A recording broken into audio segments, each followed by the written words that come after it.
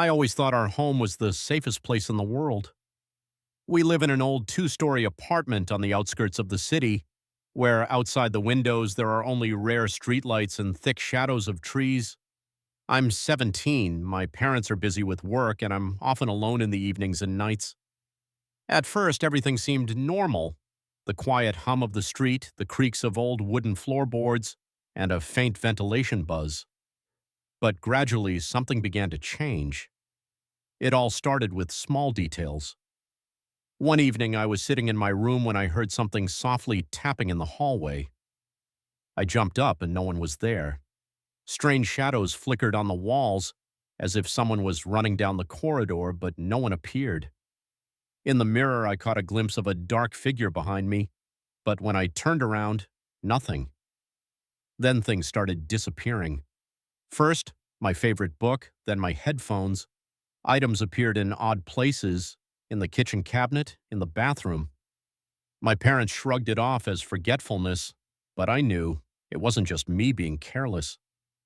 The nights got worse. Behind the walls, I heard faint whispers, especially coming from my sister's room, who was staying at our grandmother's at the time.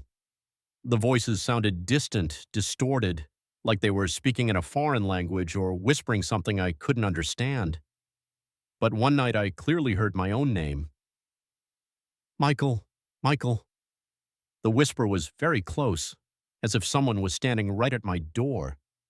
I trembled and was afraid to turn around, but when I dared to look down the hallway, there was emptiness.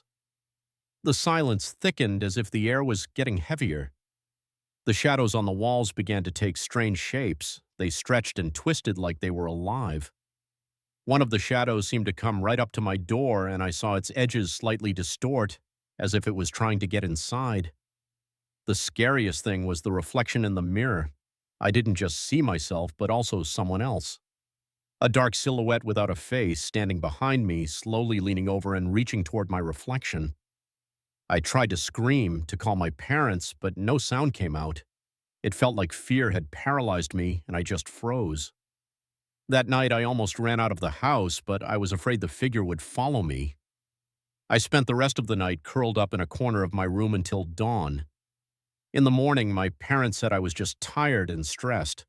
My sister didn't believe me. She said everything was calm, but I felt the darkness was still with us. In the following days, the whispers grew louder. Sometimes I heard a soft laugh that sounded like a child's, but it quickly turned into a hoarse breath. One night, waking up, I saw my bedroom door slightly open, even though I was sure I had locked it. With each passing night, the fear grew, and the shadows seemed more aggressive. I noticed objects moving slightly by themselves, books, cups, photos.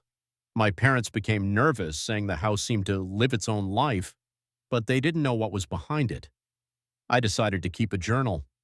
I wrote down everything that happened. One night, a new shadow appeared on the walls. It took the shape of a woman with long, loose hair and empty eyes, staring right at me. I felt this entity was the source of all the trouble.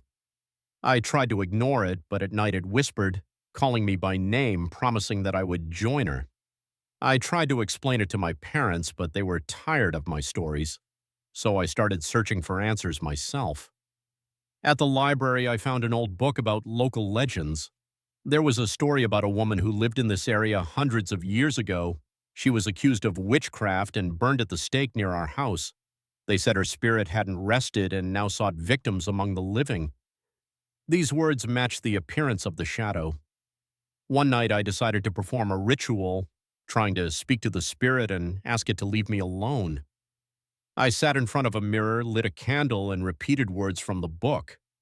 Suddenly the room filled with cold. The candlelight flickered and the woman's shadow appeared again, now very close, almost at the mirror. Her eyes glowed with a faint red light, and I heard her whisper, "You belong to me." I felt something pulling me into a cold abyss. Barely breaking free, I smashed the mirror and ran outside where the frost bit my face. Now I live with the constant feeling that she watches me from the dark corners of my home. Sometimes I hear her voice, soft and sinister. "Michael, I'm coming for you." My name is Alex. 2 weeks ago, I moved into a rental house on the outskirts of a small town in Maine. I was looking for peace and quiet to finish my thesis and found an ad that seemed too good to be true. Secluded house for rent, no neighbors, cheap. It was a spacious two-story cottage in the woods. Too good for the price, honestly. But from the very first day, something felt off. The house stood alone on a dead-end road surrounded by thick trees. The first floor was furnished simply but cleanly: old furniture, floral curtains, a stone fireplace. The floor plan said 2 stories. But once I got inside, I realized there was no staircase. The second floor clearly existed from the outside, but inside there was no way up. Just a boarded-up square in the ceiling of the hallway, maybe where an attic ladder used to be. I brushed it off. Probably just a sealed attic, I thought. Everything went downhill the first night. I woke up to the sound of footsteps above me. Slow, heavy steps, pacing back and forth directly over my room. I froze. There was no stairway, no way anyone could be up there. But the footsteps kept going, then stopped. The next morning, I convinced myself it was nothing. The roof settling, maybe a raccoon. But every night the footsteps came back, louder, closer. By the third night, I grabbed a flashlight, stood on a chair, and shined it up at the sealed ceiling panel. All I saw was darkness and a faint smell, like something rotting. I couldn't see anything, but I felt it. Something was up there, watching. The fourth night, I heard a knock. 3 dull thuds as if something hit a pipe or a wall. I held my breath. Then I heard it, a whisper. A voice I didn't recognize, rasping softly through the boards. Alex. I couldn't sleep after that. I went to the town library the next morning, digging through old records. That's when I found it. The house was built in 1947. The Pearson family lived there. In 1972, their youngest son, Ben, went missing. The father claimed the boy was playing upstairs and disappeared into the wall. The police never found a body. A month later, the house was boarded up. Years passed. A man from Boston bought it and died of a heart attack in the hallway. Since then, no tenant ever stayed long. I was beginning to understand. The second floor wasn't empty. I bought a ladder and positioned it under the sealed hatch. My hands were shaking. I pushed the panel open. Cold air spilled out. I shined my light. Dust, old wallpaper, toys scattered across the floor, a rocking chair moving gently on its own. And then, a figure, a boy, standing in the corner. He turned slowly toward me. His eyes were white, and he smiled, like something long dead. Alex, you came. The flashlight flickered and went out. I screamed, fell off the ladder, hit the floor hard. Something dropped down behind me. I heard it breathing by my ear. I don't remember running out.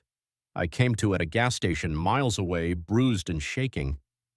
A night guard drove me to a motel. I never went back. 2 days later, the house was listed for rent again. My name is Jason. This spring I moved to another city to be closer to my new job. I didn't have much money, so I was looking for the cheapest place I could find. I came across an ad for a room in an old 2-story house. Quiet area, no roommates, cheap. When I arrived to check it out, I was met by an elderly woman, Mrs. Ellis. The house looked like it was barely standing, peeling paint, shut blinds, a front door that creaked like something out of a horror movie. She led me inside and showed me a small room upstairs, narrow bed, dusty dresser, a window overlooking an overgrown backyard. It smelled like damp wood and something old. But I thought, it's just temporary, I'll survive. Just before I unpacked, she stopped at the door and said, "Don't go downstairs at night, and don't open the door under the stairs, even if you hear it." I nodded, figured it was just some old lady superstition. The first few nights were quiet. I came home late, ate cup noodles, and passed out. Mrs. Ellis barely showed herself. The house felt empty, almost peaceful. But on the fourth night, I woke up to complete silence. No wind, no creaking pipes, and then I heard footsteps downstairs. Slow, heavy steps. I opened my door, peeked out into the hallway. Everything was dark, except for a thin strip of light glowing from the crack under the door below. I was about to go back to bed when I heard three sharp knocks, like someone was knocking from inside the closet under the stairs. Pause, then three more. I froze, heart pounding in my throat. I locked my door and didn't sleep until morning. The next day, I asked Mrs. Ellis if she had been downstairs.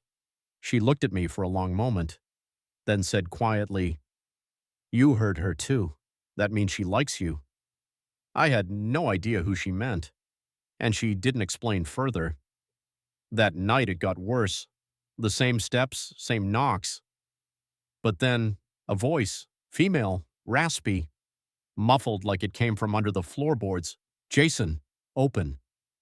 I shoved on my headphones and blasted music, but I still heard the scratching. It was coming from under my bed. I ran. I didn't even think. I just bolted down the hallway, and downstairs, the light was on. The door to the closet was cracked open. Mrs. Ellis was standing right next to it.